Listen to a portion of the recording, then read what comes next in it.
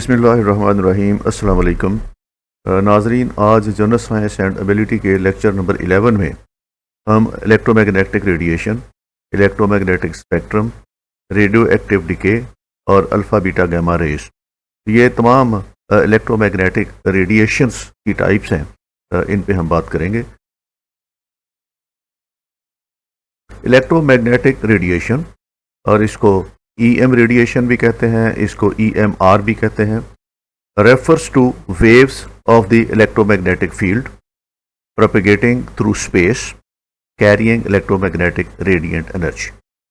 Electromagnetic radiation basically electromagnetic field की वो waves हैं जो हमारे इर्द गिर्द स्पेस के अंदर मौजूद हैं। It includes radio waves, microwaves, infrared, ultraviolet, X-rays and gamma rays. इसके 7 कंपोनेंट हैं इलेक्ट्रोमैग्नेटिक रेडिएशन के, और ये सातों जितने भी इसके आगे टाइप्स हैं, इसको हम यूज़ करते हैं फॉर वेरियस पर्पसेस। तो इसमें पहले नंबर पे रेडियो वेव्स हैं, दूसरे नंबर पे माइक्रोवेव्स हैं, तीसरे नंबर पे इंफ्रारेड है, चौथे नंबर पे विजिबल लाइट है, और पांचवें नंबर पे ultraviolet and then X-rays and gamma rays. तो आज के लेक्चर में हम इन इलेक्ट्रोमैग्नेटिक वेव्स के ऊपर और रेडिएशन के ऊपर या इसके स्पेक्ट्रम के ऊपर बात करेंगे। Electromagnetic radiation is a form of energy that is all around us and takes many forms such as radio waves, microwaves, X-rays and gamma rays. तो ये एनर्जी की एक किस्म है, ये रेडिएशन जो है, ये फॉर्म है एक एनर्जी की जो हमारी सराउंडिंग्स में हर वक्त हमारे पास अवेलेबल रहती है। Sunlight is also a form of electromagnetic energy. सूरज की शुआएं भी इलेक्ट्रोमैग्नेटिक एनर्जी की एक किस्म है, but visible light is only a small portion of EM spectrum. इनमें से जो लाइट हमें नजर आती है, जो विजिबल है, ह्यूमन आई जिसको देख सकती है, जो हमें धूप नजर आती है या ये रोशनी नजर आती है, ये उसकी एक छोटी सी किस्म है, उसका एक छोटा सा पोर्शन है, which contains a broad range of electromagnetic wavelength. और ये इलेक्ट्रोमैग्नेटिक वेवलेंथ की एक ब्रॉड रेंज जो है वो इसलिए इसमें है, तो इसलिए ये हमें लाइट जो है, सनलाइट, वो विजिबल लाइट जिसको हम बोलते हैं, वो नजर आती है। ये इलेक्ट्रोमैग्नेटिक रेडिएशन का एक स्मॉल कंपोनेंट है, बाकी कंपोनेंट इसके बहुत ज्यादा हैं और बहुत वसी हैं जो हमें ह्यूमन आई से नजर नहीं आते। इन 1873 Scottish physicist James clerk Maxwell developed a unified theory of electromagnetism. ये इलेक्ट्रोमैग्नेटिज्म की थ्योरी 1873 में स्कॉटिश फिजिस्ट मैक्सवेल ने डेवलप की थी। The study of electromagnetism deals with how electrically charged particles interact with each other and with magnetic field.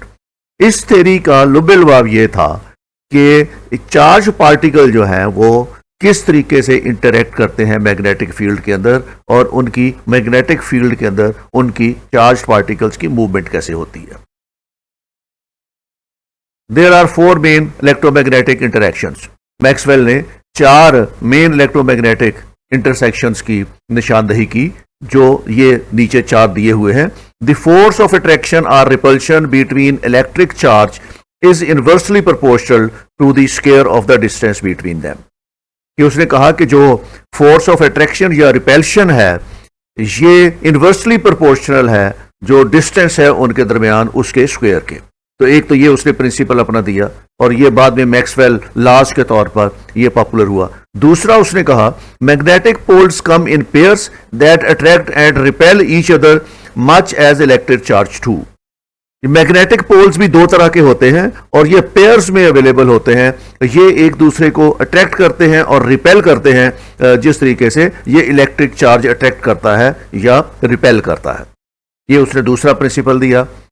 तीसरा principal जो उसने दिया, उसके मुताबिक an electric current is in a wire, an electric current in a wire produces a magnetic field whose direction depends on the direction of the current. जब भी किसी current pass होता है किसी जगह से, इलेक्ट्रिक करंट किसी वायर में से पास होता है, तो वो अपने इर्द गिर्द एक मैग्नेटिक फील्ड पैदा करता है, और उस मैग्नेटिक फील्ड की डायरेक्शन वही होती है जो करंट की डायरेक्शन होती है। तो जहां भी हमने इलेक्ट्रिक केबल्स बिछाई हुई हैं, उनमें से इलेक्ट्रिक करंट गुजरता है तो उसके इर्द गिर्द एक मैग्नेटिक फील्ड पैदा होता है और उस मैग्नेटिक फील्ड की डायरेक्शन वही होती है जिस डायरेक्शन में करंट फ्लो हो रहा हो। चौथा उसने कहा a moving electric field produces a magnetic field and vice versa, कि अगर एक मूविंग इलेक्ट्रिक फील्ड है तो वो एक मैग्नेटिक फील्ड साथ साथ प्रोड्यूस कर रहा है। Maxwell also developed a set of formulas called Maxwell's equations to describe these phenomena. तो मैक्सवेल ने फिर अपने एक फार्मूलाज भी दिए और अपने लॉज भी दिए और उनको हम मैक्सवेल्स इक्वेशन कहते हैं जो इलेक्ट्रोमैग्नेटिक रेडिएशन के बारे में है। अब थोड़ा सा हम उस इलेक्ट्रोमैग्नेटिक फील्ड के बारे में और वेव्स के बारे में जानते हैं जो एक इलेक्ट्रिक करंट के मूव होने से इलेक्ट्रोमैग्नेटिक फील्ड पैदा होता है। EM radiation is created when an atomic particle such as electron is accelerated by an electric field causing it to move। तो ये रेडिएशन उस वक्त क्रिएट होती है जब हम एक इलेक्ट्रॉन को इलेक्ट्रिक फील्ड के अंदर मूव कराते हैं तो उससे ये इलेक्ट्रोमैग्नेटिक रेडिएशन पैदा होती है। The movement produces oscillating electric and magnetic field which travels at right angle to each other in a bundle of light energy called a photon। ये इलेक्ट्रिक फील्ड जो पैदा होता है ये फोटॉन्स की सूरत में ट्रेवल करता है और इसके ट्रेवल करने का एंगल जो है वो 90 डिग्री एंगल पे ये ट्रेवल करता है, उस फील्ड में राइट एंगल पे ये ट्रेवल करता है। Photon travel in harmonic waves. Photon की मूवमेंट हार्मोनिक वेव्स की सूरत में होती है at the fastest speed possible in the universe, that is 1,86,282 miles per second in a vacuum, also known as the speed of the light. ये photons basically energy packets हैं जो electromagnetic radiation की सूरत में मूव करते हैं। तो इनकी मूव करने की स्पीड वही है जो लाइट की स्पीड है वैक्यूम में, यानी 1,86,282 माइल पर सेकंड के हिसाब से ये फोटॉन्स जो हैं ये हार्मोनिक वेव्स की सूरत में मूव करते हैं। The waves have characteristics as frequency, wavelength और एनर्जी।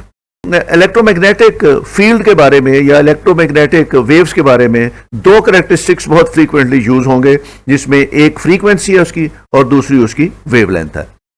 इलेक्ट्रिक फील्ड को समझने के लिए ये डायग्राम का समझना बहुत जरूरी है। अगर ये इस डायरेक्शन में ट्रेवल कर रहा है, आपका इलेक्ट्रोमैग्नेटिक फील्ड की डायरेक्शन ये है, जो करंट फ्लो हो रहा है वो इस डायरेक्शन में है, तो मैक्सवेल की पॉलिसी के मुताबिक या मैक्सवेल की थ्योरी के मुताबिक जब ये मूव करेगा तो ये हार्मोनिक वेव्स की सूरत में मूव करेगा। हार्मोनिक वेव्स वो हैं जो एक साइकिल जो है वो इस तरह एक्सिस के ऊपर करें और दूसरा साइकिल जो है वो इस तरह क्रिएट करें। तो ये इस तरीके से ये इसकी मूवमेंट जो है वो इस तरीके से होगी और दूसरा इसका साइकिल जो है वो इस तरह होगा। तो ये इस तरह करके ये हार्मोनिक वेव्स की सूरत में ये मूव करते हैं। तो इसकी अगर करंट की डायरेक्शन ये है तो इसका इलेक्ट्रिक फील्ड इसके 90 डिग्री पे होगा, तो मैग्नेटिक फील्ड इस तरफ जो है वो इसका बन जाएगा और उसके अंदर फिर इसका इलेक्ट्रिक फील्ड ये है और इसका इस तरीके से ये मैग्नेटिक फील्ड की डायरेक्शन उसकी इस तरह होगी। अब दूसरी टर्म जो हमने यूज करनी है वो है इसकी वेवलेंथ। वेवलेंथ ये डिस्टेंस होता है जब एक हार्मोनिक मोशन अपने पीक पे है तो उसके बाद दूसरी मर्तबा उसको पीक पे जाने के लिए जितना डिस्टेंस चाहिए होगा इसको हम कहते हैं वेवलेंथ। और ये इस तरीके से मेजर होता है वेवलेंथ की सूरत में। तो जो इलेक्ट्रोमैग्नेटिक फील्ड है इसकी मेजरमेंट की यूनिट जो है वो दो हैं, एक इसकी फ्रीक्वेंसी के तौर पर इसको मेजर किया जा सकता है और एक इसकी वेवलेंथ के हिसाब से इसको मेजर किया जा सकता है। Wavelength is the distance between two consecutive peaks of a wave। तो वेवलेंथ जो है दो consecutive peaks के दरमियान जो डिस्टेंस है उसको हम कहते हैं ये this distance is given in metres और फ्रैक्शन thereof। इसको नॉर्मली हम मीटर्स में काउंट करते हैं और मीटर्स के आगे फिर ये यूनिट्स हैं, इसको सेंटीमीटर, मिलीमीटर, नैनोमीटर्स। तो इस तरीके से वो जितना यूनिट इस्तेमाल होता जाएगा उसके मुताबिक यूनिट की जो फ्रैक्शन है उसको हम इस्तेमाल करते जाएंगे। Frequency is the number of waves that form in a given length of time। एक गिवन टाइम के अंदर कितनी मर्तबा वो वेव्स बनती हैं इसको हम फ्रीक्वेंसी कहते हैं और frequency is measured as the number of waves cycle per second, एक सेकंड में कितने साइकिल्स मुकम्मल हुए हैं उसको हम फ्रीक्वेंसी कहते हैं, और ये इसको हर्ट्स में जो है वो काउंट किया जाता है। A short wavelength means that the frequency will be higher. अब जितनी वेवलेंथ छोटी होगी फ्रीक्वेंसी हायर होगी। One cycle can pass in a shorted amount of time, क्योंकि एक साइकिल मुकम्मल होने के लिए सबसे कम टाइम चाहता है। जिसकी वेवलेंथ शॉर्ट होगी उसकी फ्रीक्वेंसी ज्यादा होगी, और जिसकी वेवलेंथ ज्यादा होगी उसकी फ्रीक्वेंसी कम होगी। Similarly a longer wavelength has a lower frequency because each cycle takes longer to complete. तो ये इनवर्स प्रोपोर्शन है उसकी। अगर एक शॉर्ट वेवलेंथ जो है वो है शॉर्ट है तो उसकी फ्रीक्वेंसी जो है वो ज्यादा होगी। अगर वेवलेंथ जो है वो ज्यादा है, लॉन्गर है, तो उसकी फ्रीक्वेंसी जो है वो कम होगी। Electromagnetic radiation spans an enormous range of wavelengths and frequencies. तो जो इलेक्ट्रोमैग्नेटिक रेडिएशन है ये इसके अंदर बहुत ज्यादा वेवलेंथ्स वाली चीजें हैं और फ्रीक्वेंसी वाली चीजें हैं। जैसे मैंने पहली स्लाइड पे बताया था कि इसके 7 कंपोनेंट्स हैं, और ये 7 components they are having different wavelengths and different frequencies. इनका आपस में फर्क ही इस बात का है कि इनकी वेवलेंथ और इनकी फ्रीक्वेंसी जो है वो डिफरेंट होती है। The range is known as the electromagnetic spectrum. इस रेंज को हम इलेक्ट्रोमैग्नेटिक स्पेक्ट्रम कहते हैं। जो इलेक्ट्रोमैग्नेटिक रेडिएशन है उसमें डिफरेंट फ्रीक्वेंसीज और वेवलेंथ की चीजें हैं जो साथ हैं, तो उसका जो स्पेक्ट्रम बनता है उसको हम इलेक्ट्रोमैग्नेटिक स्पेक्ट्रम कहते हैं। EM spectrum is generally divided into 7 regions. इसके 7 रीजन हैं जो हमने पहली स्लाइड पे डिस्कस किए थे, in order of decreasing wavelength and increasing energy and frequency. तो ये वेवलेंथ की डिक्रीजिंग से शुरू होते हैं, और वहां पे जहां पे वेवलेंथ डिक्रीज होगी वहां पे फ्रीक्वेंसी इंक्रीज होगी। तो इसको पैटर्न को, वेवलेंथ को और फ्रीक्वेंसी को यूज करके ये इलेक्ट्रोमैग्नेटिक स्पेक्ट्रम जो है उनको वजह किया गया है। इस स्पेक्ट्रम के अंदर जो कंपोनेंट्स हैं उसमें radio waves, microwaves, infrared, visible light, ultraviolet, X-rays और गैमा रेज, ये उसके 7 कंपोनेंट हैं ईएम स्पेक्ट्रम के, और इसको इसी तरतीब के साथ जो है वो उसमें स्पेक्ट्रम में शो किया गया है। अगर इस स्पेक्ट्रम को देखें तो इसके अंदर ये तमाम इसकी चीजें हमने लिखी हुई हैं। ये रेडियो वेव्स हैं, यहां से ये शुरू होती हैं, उसके बाद ये फिर माइक्रोवेव दूसरे नंबर पे आती हैं, तीसरे नंबर पे इंफ्रारेड आती हैं, और ये पोर्शन जो है इतना, ये वाला, ये हमारा वो विजिबल लाइट है जो हम अपनी आंख से देख सकते हैं। ये वाली चीजें और इसके बाद आने वाली चीजें ये हम नेकेड आई से नहीं देख सकते। नेकेड आई से सिर्फ हम ये विजिबल लाइट देख सकते हैं, और विजिबल लाइट की फ्रीक्वेंसी और इसका जो वेवलेंथ है ये मैं डिटेल में अगली स्लाइड्स के ऊपर आपको दिखाऊंगा। और इसका ये अल्ट्रावायलेट फिर उसके बाद आ जाती है, ultraviolet rays, then X rays और उसके बाद गैमा रेज। तो ये स्पेक्ट्रम, ईएम स्पेक्ट्रम इस तरीके से बनता है। और इस स्पेक्ट्रम को अगर आप देखें तो इसका ये आगाज जो है ये 700 नैनोमीटर से शुरू होता है और 400 नैनोमीटर पे इसका खत्म हो जाता है। तो ये वो लाइट है जो हमारे पास विजिबल लाइट की सूरत में चीजें हमारे पास अवेलेबल हैं, जिसको हम बड़े आराम से देख सकते हैं। जिस तरह आपने ये देखा कि इंफ्रारेड है, तो ये इंफ्रारेड यहाँ उन्होंने इसको एक्सपेंड करके दिखाया हुआ है, और ये अल्ट्रावायलेट है तो ये अल्ट्रावायलेट यहाँ उन्होंने एक्सपेंड किया हुआ है। ये पोर्शन जो हमें नजर आता है, दिस वन, ये वो विजिबल लाइट है जिसको हम अपनी नेकेड आई से देख सकते हैं। ना हम इंफ्रारेड को देख सकते हैं, ना हम अल्ट्रावायलेट को देख सकते हैं, और इनके पहले या इनके बियॉन्ड जो चीजें हैं वो हम नेकेड आई से नहीं देख सकते, सिर्फ विजिबल लाइट अपनी आंख से देख सकते हैं। तो ये इलेक्ट्रोमैग्नेटिक स्पेक्ट्रम है। इसी की डिटेल आगे है कि जो चीजें हमारे पास हैं उसकी वेवलेंथ के हिसाब से अगर देखा जाए तो सबसे पहले ये रेडियो वेव्स हैं, और रेडियो वेव्स जो हैं ये कम्युनिकेशन सिस्टम में रेडियो सिग्नल के तौर पर अवेलेबल होती हैं, और इससे हम रेडियो वगैरह ऑपरेट करते हैं, या उस पर हम ये लिसनिंग जो करते हैं मोबाइल फोन्स की जो हमारी वेव्स हैं वो इस चैनल के ऊपर होती हैं। इसके बाद ये माइक्रोवेव जो है, ये आपने घरों में हीटिंग सिस्टम के लिए माइक्रोवेव देखा होगा, तो ये माइक्रोवेव जो है वो एनॉर्मस हीट जो है वो देती हैं। Infrared is used in remote TV controls, इससे रिमोट कंट्रोल ऑपरेट होते हैं। और जो आपकी विजिबल लाइट, जो विजिबल लाइट है ये हमें रोशनी के लिए, देखने के लिए, जिसमें हम चीजें देखते हैं। अल्ट्रावायलेट सोर्स जो है ये सन है, X-rays and then gamma rays. So typically lower energy radiation such as radio waves is expressed in frequency. जिनकी रेडिएशन कम है, लो एनर्जी रेडिएशन है, उसको हम मेजर करते हैं वेवलेंथ में। और ये जो रेडियो वेव्स हैं ये चूंकि सबसे कम दर्जे की होती हैं, लोअर एनर्जी रेडिएशन है, सबसे कम लोअर एनर्जी रेडिएशन जो है ये रेडियो वेव्स में है, इसलिए इनको हम फ्रीक्वेंसी में मेजर करते हैं या डिस्क्राइब करते हैं। तो आपने जब भी रेडियो चैनल की बात की होगी तो वो यही बताते हैं कि हम FM इतनी फ्रीक्वेंसी पे हम बात कर रहे हैं। तो ये रेडियो वेव्स जो हैं ये इसके लिए ये फ्रीक्वेंसी जो है ये लो एनर्जी रेडिएशन चाहिए होती है। Microwave, infrared, visible and ultraviolet are usually express in wavelength. तो इसको हम वेवलेंथ में यूज करते हैं। और जो हाई रेडिएशन है, एक्सरेज और गामा रेज, इनको हम एनर्जी फोटोन की सूरत में जो है वो एक्सप्रेस करते हैं और इनके यूनिट भी हमने इसी तरीके से रखे हुए हैं। तो सिंपल सा फार्मूला है, जो लो एनर्जी रेडिएशन है जो सिर्फ रेडियो वेव्स में है, इसको हम हमेशा फ्रीक्वेंसी में मेजर करेंगे और बताएंगे। जो माइक्रोवेव, इंफ्रारेड, विजिबल और अल्ट्रावायलेट रेज है, इसको हम इनके वेवलेंथ के हिसाब से बताएंगे या इसका यूनिट वेवलेंथ इस्तेमाल किया जाता है। और उसके बाद जो हायर एनर्जी रेडिएशन है जिसमें एक्सरे और गामा रेज है, इसको हम एनर्जी पर फोटोन के हिसाब से एक्सप्रेस करते हैं। तो ये इनके डिस्क्राइबिंग और मेजरिंग यूनिट्स हैं। अब radio waves, shortest range of the EM spectrum, ये सबसे शॉर्ट रेंज है इसकी फ्रीक्वेंसी 30 बिलियन हर्ट्ज या 30 गीगाहर्ट्ज तक हो सकती है इसकी। और इसको हमने फ्रीक्वेंसी के हिसाब से, चूंकि पिछली स्लाइड पे हमने देखा था, इसको हम डिस्क्राइब करते हैं। और इसकी वेवलेंथ जो है ये 10 मिलीमीटर से ज्यादा होगी। और radio is use primarily for communications including voice, data and entertainment media.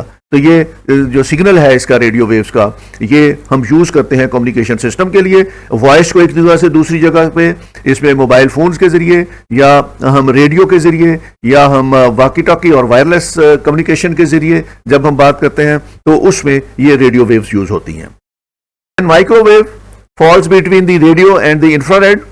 इसकी फ्रीक्वेंसी जो है 3 गीगाहर्ट्ज से लेके 30 ट्रिलियन 30 टेराहर्ट्ज तक होती है। और वेवलेंथ इसकी 10 mm से लेके 100 माइक्रोमीटर तक होगी। तो इसको waves are used, microwaves are used for high band communications, radars, इनको हाई बैंड कम्युनिकेशन में रडार्स में यूज किया जाता है।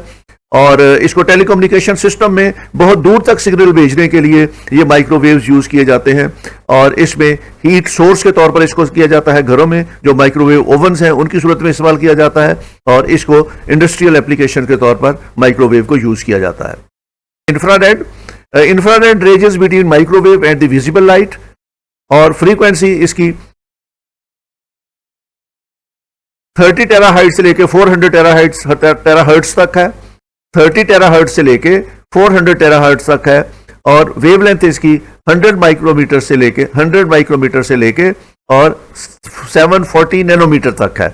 और IR light is invisible to human eye but we can feel it as heat if the intensity is sufficient. तो इसको हम इंफ्रारेड को फील नहीं कर सकते, देख नहीं सकते, इसको सिर्फ हम फील कर सकते हैं। इंफ्रारेड लाइट को हम देख नहीं सकते नेकेड आई के साथ, लेकिन इसकी हीट को हम फील कर सकते हैं। और ये हीट जो है यूज की जाती है for medical services, medical health में यूज की जाती है। और इसके बाद ये इंफ्रारेड जो है ये यूज की जाती है रिमोट कंट्रोल ऑपरेट करने में, ये इंफ्रारेड रेज जो है वो यूज की जाती हैं। अब एक छोटा सा क्वेश्चन ये है कि how a remote control works. Remote control काम कैसे करता है? A transmitter is often a light emitting diode which is built into the pointing end of the remote control handset। जो हैंडसेट है उसके आगे एक डायोड लगा होता है जो बेसिकली एक LED का काम करता है। उसके अंदर जो उसके पॉइंट्स लगे होते हैं या उसके जो स्विच लगे होते हैं कंट्रोल इसके ऊपर, वायरलेस कंट्रोल के ऊपर या रिमोट कंट्रोल के ऊपर जो पॉइंट्स लगे होते हैं, उन पॉइंट्स को एक पल्स दी जाती है, स्पेसिफिक पल्स। जब उसको हम दबाते हैं तो वो एक यूनिक पैटर्न क्रिएट करता है। और The infrared light pulses form a pattern unique to that button। और हर बटन के नीचे जो एक सर्किट लगा हुआ है वो एक यूनिक पैटर्न डेवलप करता है। जैसे ही हम उस बटन को प्रेस करते हैं तो वो डिवाइस का रिसीवर जो है वो सिग्नल रिसीव कर लेता है और अकॉर्डिंगली उस पैटर्न को रिकॉग्नाइज करता है और रिकॉग्नाइज करके उसको वो इंप्लीमेंट कर देता है। The receiver in the device recognises the pattern and causes the device to respond accordingly. तो एक सेंसर लगा होता है डिवाइस के अंदर और जैसे ही रिमोट से सिग्नल उस सेंसर पे जाता है तो वो उस पैटर्न को फौरन आइडेंटिफाई कर लेता है और उसको आइडेंटिफाई करने के बाद उसको रिस्पॉन्ड कर देता है। तो इसमें आपने इसको ऑन करना है, ऑफ करना है, चैनल चेंज करना है, वॉल्यूम चेंज करना है, तो उसके लिए जितने बटन दिए हुए हैं रिमोट कंट्रोल के ऊपर, हर बटन के नीचे एक स्पेसिफिक पैटर्न है और वो पैटर्न जो है इंफ्रारेड यूज करके वो सिग्नल भेजता है डिवाइस को और डिवाइस के ऊपर जो सेंसर लगा होता है वो उसको रिसीव करता है, डीकोड करता है और उसको रिस्पॉन्ड करता है। तो ये तमाम जितने भी रिमोट कंट्रोल हैं वो इस प्रोसीजर के तहत काम करते हैं। इंफ्रारेड के बाद विजिबल लाइट है। विजिबल लाइट वो है जो हम अपनी आम आंख से ऑर्डिनरीली देख सकते हैं और found in between IR and ultraviolet. Infrared और अल्ट्रावायलेट के दरमियान है ये और इसकी फ्रीक्वेंसी 400 टेराहर्ट्ज से लेके 800 टेराहर्ट्ज तक है और इसकी वेवलेंथ 740 नैनोमीटर से 380 नैनोमीटर तक है। अब आप ये देखें कि जैसे जैसे हम बढ़ते जा रहे हैं वेवलेंथ कम होती जा रही है और फ्रीक्वेंसी उसकी ज्यादा होती जा रही है। More generally visible light is defined as the wavelength that are visible to most human eyes. तो इसको यूज करते हैं ये जो सनलाइट के अंदर विजिबल लाइट है या जो हम ये बल्ब जलाते हैं, ट्यूबलाइट जलाते हैं, तो ये विजिबल लाइट है, इससे हमें चीजें नजर आती हैं। इसके बाद अल्ट्रावायलेट लाइट है। Ultraviolet light ranges between visible light and X-rays और इसकी फ्रीक्वेंसी 8 मल्टीप्लाइड बाई 1018 और 3 मल्टीप्लाइड बाई 1016 हर्ट्स है और वेवलेंथ इसकी 380 नैनोमीटर से 100 नैनोमीटर तक है। अब ये वेवलेंथ कम होती जा रही है और फ्रीक्वेंसी इसकी ज्यादा होती जा रही है। Ultraviolet light is a component of sunlight, however it is invisible to the human eye. It has numerous medical and industrial application, but it can damage living tissues. और अगर अल्ट्रावायलेट रेज जो है उसके अंदर हम ज्यादा देर तक एक्सपोज रखें तो उससे हमारे टिश्यूज जो हैं वो डैमेज हो जाते हैं और इससे फिर कैंसर का खतरा होता है। तो ये ultraviolet rays are dangerous for the human skin. X rays are रफली classified into two types, soft X-rays and hard X-rays. Soft X-rays comprises the range of electromagnetic spectrum between ultraviolet and gamma rays. Soft X-rays have frequencies of about 3 multiplied by 1016 to 1018 hertz, wavelength of about 10 nanometer to about 100 picometer. Hard X-rays occupy the same region of the electromagnetic spectrum as the gamma rays. The only difference between them is their source. X-rays are produced by accelerating electrons while gamma rays are produced by atomic nuclei. X-rays का use is normally for the medical sciences, जहां पे हम body के x ray कराते हैं और diagnosis में उसको हम इस्तेमाल करते हैं। Then is the gamma rays. The gamma rays is the range of spectrum above soft X-rays. Frequency इसकी जो है 1018 हर्ट्ज है और इसकी wavelength is less than 100 picometer. The gamma radiation causes damage to the living tissues, which makes it useful for killing cancer cells when applied in carefully measured doses to small regions. तो ये gamma rays जो है ये इसके treatment के लिए इस्तेमाल होती है, कैंसर पेशेंट्स के ट्रीटमेंट के लिए। Uncontrolled exposure is extremely dangerous. अगर इसका अनकंट्रोल्ड एक्सपोजर हो बॉडी में तो वो जिस्म के लिए और सेहत के लिए नुकसानदेह होता है। Radioactivity is the property of some unstable atoms to spontaneously emit nuclear radiation using alpha particles or beta particles often accompanied by the gamma particles. ये रेडियो एक्टिविटी उन अनस्टेबल एटम्स के बारे में है जो न्यूक्लियर रेडिएशन जो expose करते हैं और उस एक्सपोजन से और उस न्यूक्लियर रेडिएशन की वजह से अल्फा, बीटा और गैमा रेज जो हैं वो अमिट होती हैं। This radiation is emitted when the nucleus undergoes radioactive decay and is converted into a different isotope which may be either radioactive or non-radioactive. तो इसमें हमने पहले ये पढ़ चुके हैं कि आइसोटोप्स कैसे बनते हैं। जब एक एटम अनस्टेबल होता है तो वो अल्फा, बीटा और गैमा रेज अमिट करके अपने आप को स्टेबल करने की कोशिश करता है और इसको हम रेडियो एक्टिव डीके कहते हैं। ये दो तरह के होते हैं। रेडियो एक्टिव एमिशन या डिके दो तरह के होते हैं। एक को रेडियो एक्टिव अनस्टेबल कहते हैं या इसको नॉन रेडियो एक्टिव स्टेबल कहते हैं। हमने पहले पढ़ चुके हैं कि atoms found in the nature are either stable और अनस्टेबल, कि वो स्टेबल होंगे या अनस्टेबल होंगे, इसके बारे में हम पिछले लेक्चर में पढ़ चुके हैं। An atom is stable if the forces among the particles that make up the nucleus are balanced. अगर उनकी फोर्सेस जो उसका न्यूक्लियस बना रही हैं वो बैलेंस्ड हैं तो ये स्टेबल होगा। N atom is unstable if these forces are unbalanced, if the nucleus has an excess of internal energy, अगर उसके अंदर excess of internal energy है तो फिर वो unstable होगा। जैसे हम कहते हैं कि अगर उसके अंदर न्यूट्रॉन्स और प्रोटॉन्स की तादाद एक जैसी है तो स्टेबल होगा, अगर न्यूट्रॉन और प्रोटॉन्स की तादाद डिफरेंट है तो वो अनस्टेबल होगा और वो फिर स्टेबिलिटी हासिल करने की कोशिश करेगा। Instability of an atom's nucleus may result from an excess of either of neutron or protons, तो उसकी ये इंस्टेबिलिटी की वजह ये हो सकती है कि उसके अंदर न्यूट्रॉन्स की तादाद जो है वो एक्सेस हो सकती है या प्रोटॉन की तादाद एक्सेस हो सकती है। A radioactive atom will attempt to reach stability by ejecting nucleons as well as other particles or by releasing energy in other forms. जब एक एटम अनस्टेबल है तो वो स्टेबिलिटी हासिल करने की कोशिश करेगा और ये वो स्टेबिलिटी उस वक्त हासिल करने की कोशिश में या तो एक्सेस प्रोटॉन्स हैं या न्यूट्रॉन्स हैं उनको एमिट करेगा या उसमें से एनर्जी रिलीज करेगा ताकि वो न्यूट्रॉन और प्रोटॉन उसके जो है वो जो है स्टेबल हो जाएं। तो उस वक्त तक जब तक वो स्टेबल नहीं हो जाते या तो वो प्रोटॉन्स और न्यूट्रॉन्स को रिलीज करता रहेगा, इजेक्ट करता रहेगा या एनर्जी जो है उसको रिलीज करता रहेगा। अब इस एनर्जी रिलीज करने में जो एनर्जी रेडिएट होती है from such type of unstable atoms उसको हम रेडियो एक्टिव न्यूक्लियाई जो है वो तीन तरह की एनर्जी एमिट करता है, तीन तरह की रेडिएशंस एमिट करता है। इस को हम कहते हैं अल्फा, बीटा और gamma rays. Physicists have called three types of radiations emitted by nuclei as alpha, beta and gamma. तो इसको तीन जो ग्रीक अल्फाबेट्स हैं उसके नाम पे उन्होंने अल्फा, बीटा और गैमा रेज रखा हुआ है। अल्फा रेज या alpha radiation is the name of the emission of an alpha particle in fact a helium nuclei. Beta radiation is the emission of electrons or positron.